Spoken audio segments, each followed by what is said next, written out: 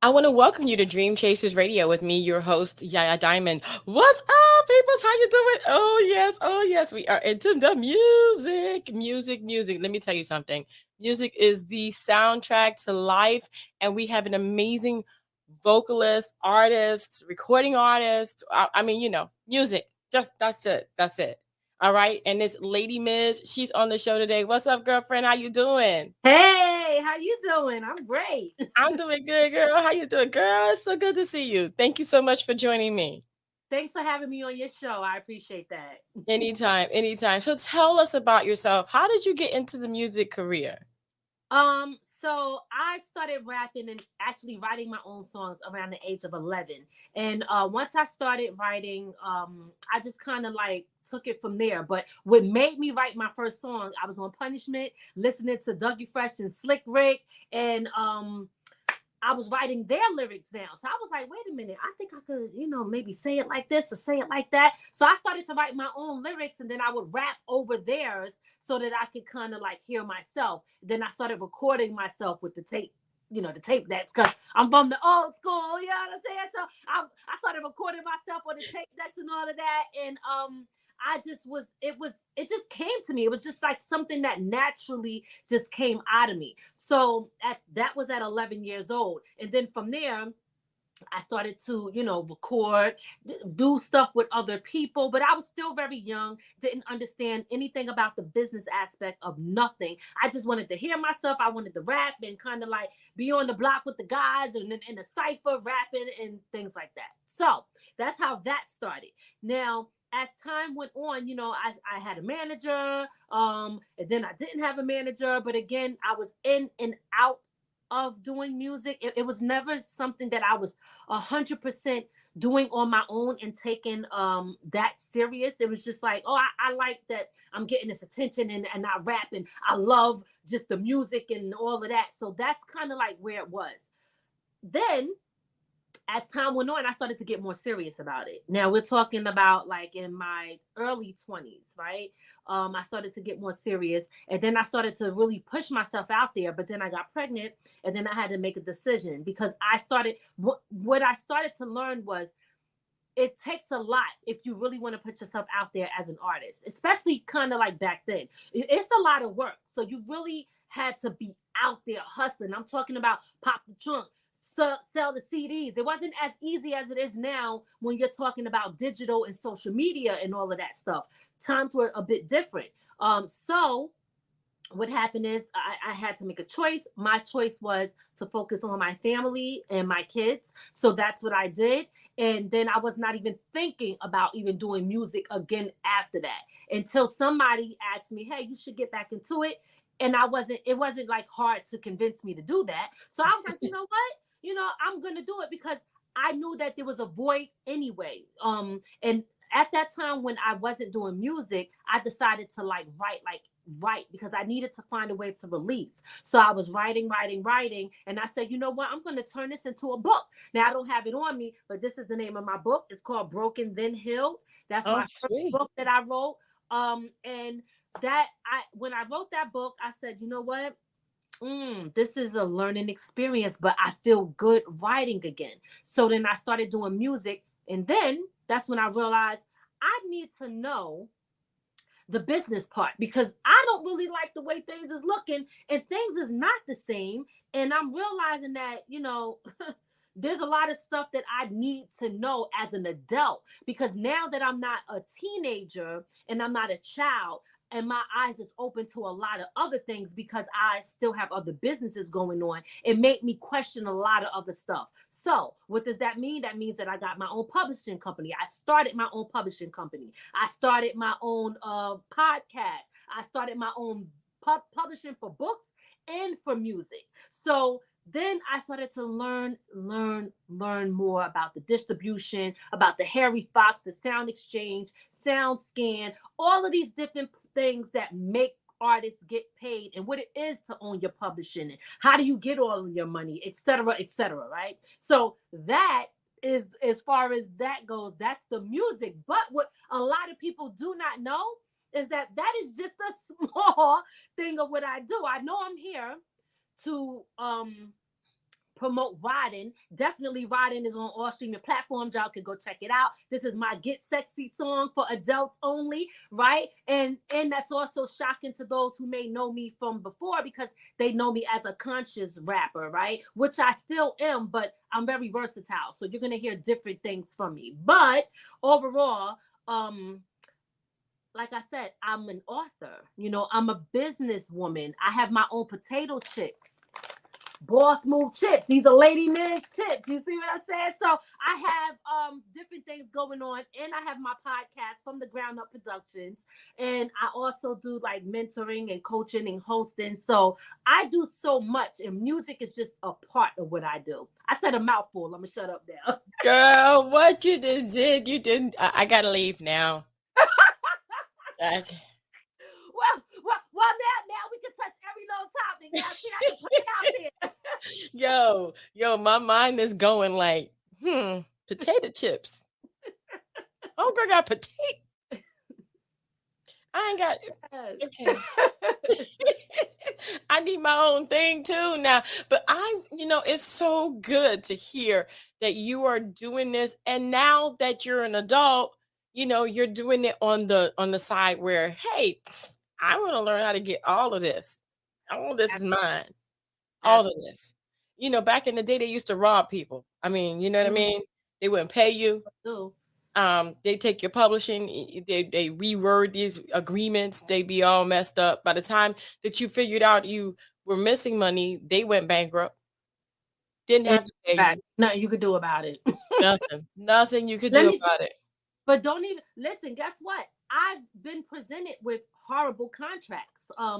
And had I not been where I'm at mentally now today, I would have probably signed it. But because people can't listen again, and this is why I say for me, I know I got to really totally be independent because people are not going to like somebody like me with a mindset that I have, which is you can't sell me anything because I'm not starving. You understand? I know how to go get it. I know how to make it work. I know how to do what I got to do for myself. I understand the business part of stuff. So you're not going to sell me the dream because I don't care about all the fame and the glory and just to be popular. I'm like, yo, what that balance sheet look like? What does the balance sheet look like? If it don't look like something, other than that, you can't gas me up with all that stuff and think I'm assigned away just because people gonna like me. I ain't worried about that. And if I can say something real quick, back in the day, I had a lot of different contracts presented to me too, because we're both in the music industry. So we, you sit there, and I'm sitting there, and this famous person is sitting on the other side of the desk. And they're giving me all the hoopla and the lights and the this and the that. Now, I grew up in a music family. Okay. I already know. I know what should be in the contract. I didn't even read the contract. He's like, "What are you doing?" I said, "I'm going to the back." He goes, "What do you mean?" I said, "Miscellaneous." Because that's what the contract is. Wow. You said miscellaneous. Miscellaneous, baby. That is where did you know that in the miscellaneous clause, it said, and I'm not quoting word. Uh-oh. You froze. I don't see you.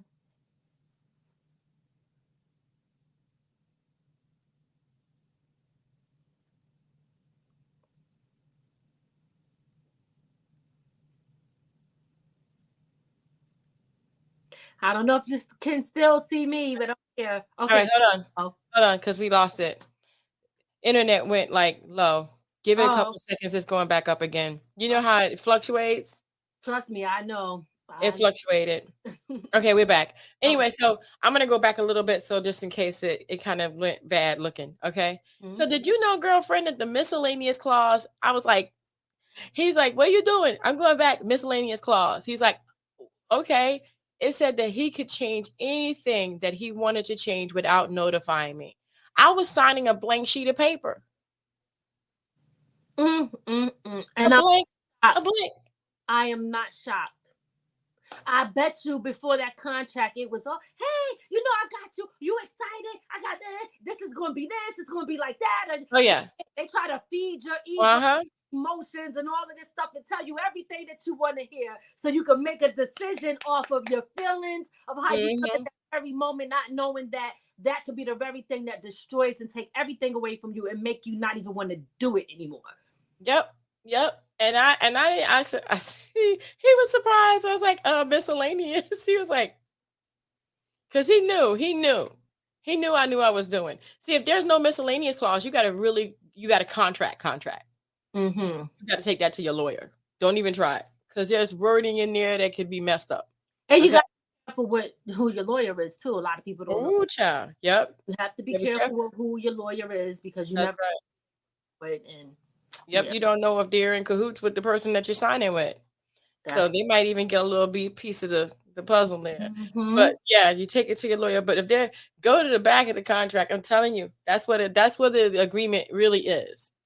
And if there is no miscellaneous clause, take it to your lawyer, and a lawyer that nobody else knows, somebody outside of the whole big spectrum of things. Mm-hmm. But goodness gracious, girl, I applaud you for just doing what you got to do. The potato chips, the production company, publishing on the book side and on the music side. You got everything going, and you got writing out, girlfriend. So tell me about writing. You say it was an adult thing.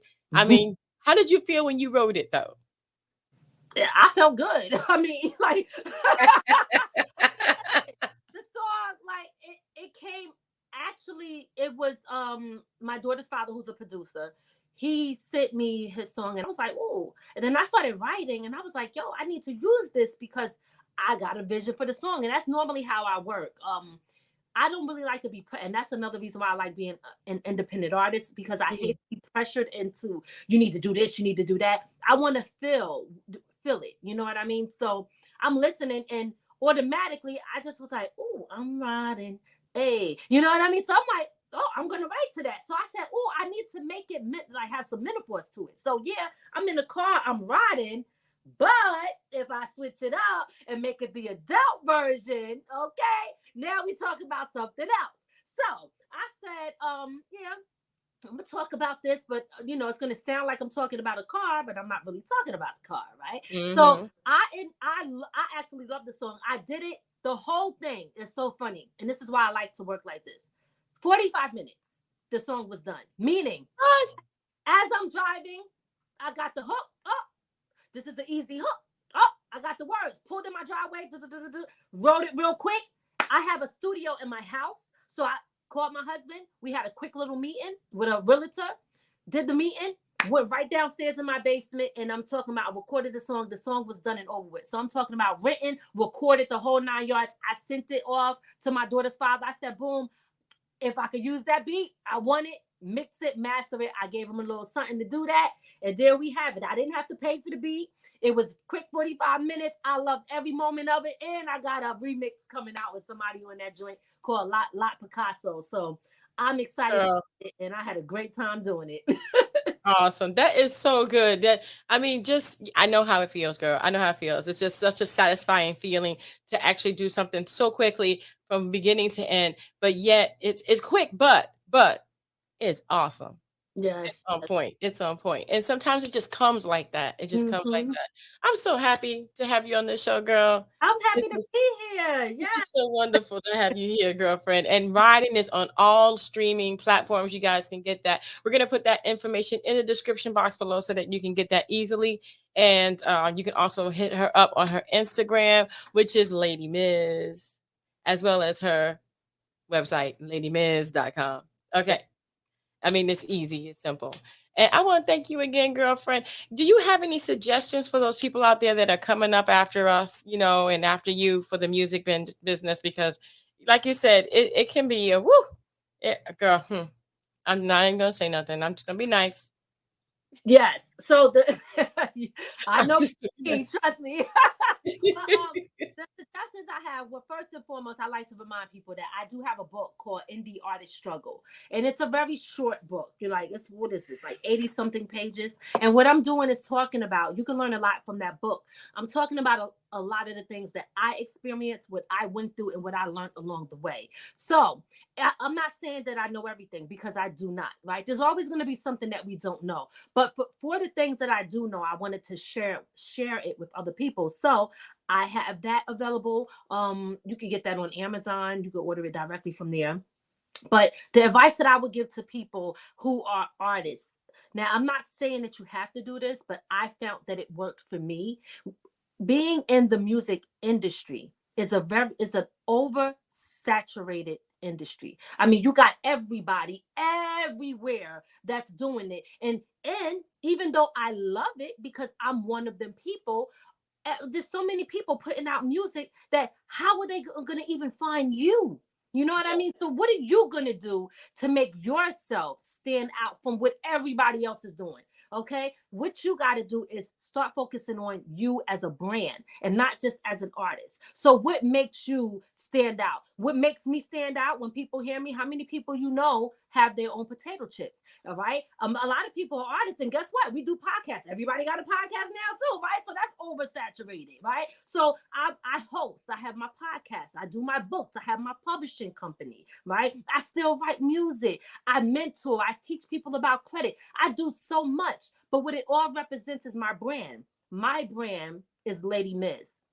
That's what I want people to know about me, is that I am the brand and I do those things, right? Those are just a part of what I do, but it's not everything. Okay. So a lot of the advice that I would give to people is to focus on creating a brand for yourself and make sure that no matter what the situation is, you understand that you are creating business relationships with people, and you have to always represent yourself in a professional manner. Okay. Because people will always remember how you made them feel, because I know I do. I remember those who didn't give me a chance. I remember those who treated me as if I was beneath them. And it's funny because as time go on, and I'm not trying to be funny when I say this, but I'm going to keep it real. For if I felt like I was here and everybody else did, and I know some people that was here, but look, guess what? Now I'm here, or even here, right? But I learned that even if I get to that level, to still never look down on anyone else. What they say, you could birds fly high, but you still got to come down to eat. Whatever the case may be, I forget how it is, but whatever that saying is, you still got to come down to eat. So you have to remember, never treat anybody that's beneath you, and don't get too how can I put this? Big-headed, right? I've seen a lot of people who get a little bit of like attention, and all of a sudden they start thinking they made it and start treating everybody else like they beneath them and they're better than them, and they don't even realize that you ain't even made it yet. And you don't even know like what's the outcome is gonna be. You might get humbled and have to go right back to that same person that you just tried to, you know what I'm saying? I don't want to curse because I don't want this your Hey, platform. no. You go, girl. You go, girl. You speaking. You speaking it. You just keep going. I've been there. I've been there. I've been there. Yes, I hate that. I seen people do it to me. Like, they think, oh, I got a little bit of shine. People, I got a few likes. Like people can't buy likes. People buying likes and people buying freaking followers, and this whole industry is freaking fake, right? So the whole thing is, I'm looking at a lot of people, and they respect the wrong things. They respect fakeness. They don't respect the real. So when you're looking at that, I pay attention to people who act funny. If they act funny style, and I look and I be like, wow, they don't even know they're not even that close to making it. And when they start to act like that and think that they got a chance, I always know I'm gonna be seeing them again. You know what I'm saying? Yep. You again. Yep. You'll be seeing me again. We gonna see. So I mean, the point is, I'm sorry, but the point is, never ever look down on anyone because you think that you are climbing up the ladder. Okay, you never know, that person might get a big break, and then it might take them all the way there. Then they're going to remember you and how you made them feel. So treat everyone equally. If it's a like I tell people all day, I don't care if the podcast got 100 people or 2 people, you're going to get Ladi Miz the same no matter what the situation is. I don't care if it's just me and the other person. I'm going to just be me, and it's going to always be that. I'm never going to be like, well, it's not that me. Like I know people that's like that. I don't like it. You're going to get me, the raw, real deal, every time. I don't care if it's 0, 1, 2, or 1,000. It's always going to be me. My mom always said, she said, you're going to meet the same people going up that you meet going down. Amen. Now, I know another person that said, hey, that ladder isn't tall enough for you not to be away from my hands. I can still reach your behind. Come back down here. You're like, look, I can still reach your feet. What you talking about? Okay. Oh my gosh. So yeah, no, you're right. You're totally right. And I've been subject to those kind of, treatments. Oh my gosh, it's crazy. But yeah, it's the same thing. We're on the same industry, and literally you can't stay up there that long. You're gonna have to come back down. Like you said, you're gonna have to come back down to eat. And ladders do break, darling, and they do need repairing sometimes. So that too. Oh my gosh. But thank you so much, Lady Miz. I would love to have you back on when you have more music or your next book or whatever the case may be. Sure, absolutely. I would love to come back on. So I just want to remind people again that my music is on all streaming platforms. You guys could check that out. And anybody that's having a hard time with achieving a goal or just any type of having trouble with their own accountability, I do have another book out that I wrote. And this is another short book. I realize people like short books. 30-day manifestation, right? So this is transformation and purpose. All this book is just a little journal. And inside of it, it just kind of like help you to they say it takes 30 days to like form a habit or to complete something. So that's what that book is going to help you do. That's also available on Amazon as well. And again, guys, check me out, ladimiz.com. I spell lady with an I. So it's LADIMIZ. Make sure y'all go to my website. Check out everything that I do and look out. I have other things coming that I'm working on where I'm producing a documentary and some short films. So I have a lot that I'm working on. So to stay connected, definitely follow me on Instagram and go to my website and subscribe there so you can stay in tune to what I got going on. I got a lot of work to do, y'all. I gotta go. She got no potato chips. I don't want no potato chips though. I mean, everybody has their own journey. I don't buy off nobody. If potato chips was your thing, you want a potato chip, girl, get to do your potato chip. I want to do more than chips, though. This is not the only thing. Like, I want to do drinks and I have so many different things because I want a different line of products. Gotcha. So chips is just the start of it, but it's not the ending of it. You know what I mean? I hear you. And you know what? I'm telling you. Keep going. You're inspiration to me and many, many, many others who are just coming up on your heels, as they say. Thank you so much. Thank you. You guys got to go check out Riding. It is on all streaming platforms as well as Instagram, Lady Miz. And we're going to actually have all that information in the description box below so that you guys can go ahead and find all of her books and her chips and her music and everything else. And I'm just saying, the girl is just multifaceted. She's just she's got everything. I wouldn't be surprised if she came out with I would actually, you know what? I would actually wear your clothes, girl. Oh yeah. I'm glad you said that because I'm working on it. I figured it. Little by little. I figured it. Go figure, guys. Keep in contact. It's ladimiz.com. You don't want to miss it. LADIMIZ.com. Go there and check it out, y'all. Until next time, guys, don't forget to dare to be different and just be different, okay? Just be you. All right. Lady Miz, don't go anywhere. Okay.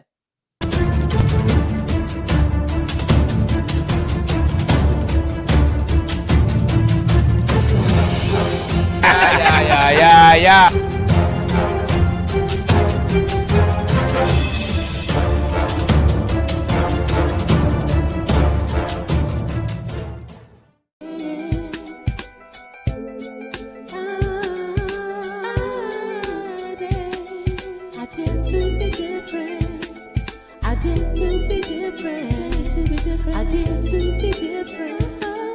I did to be different.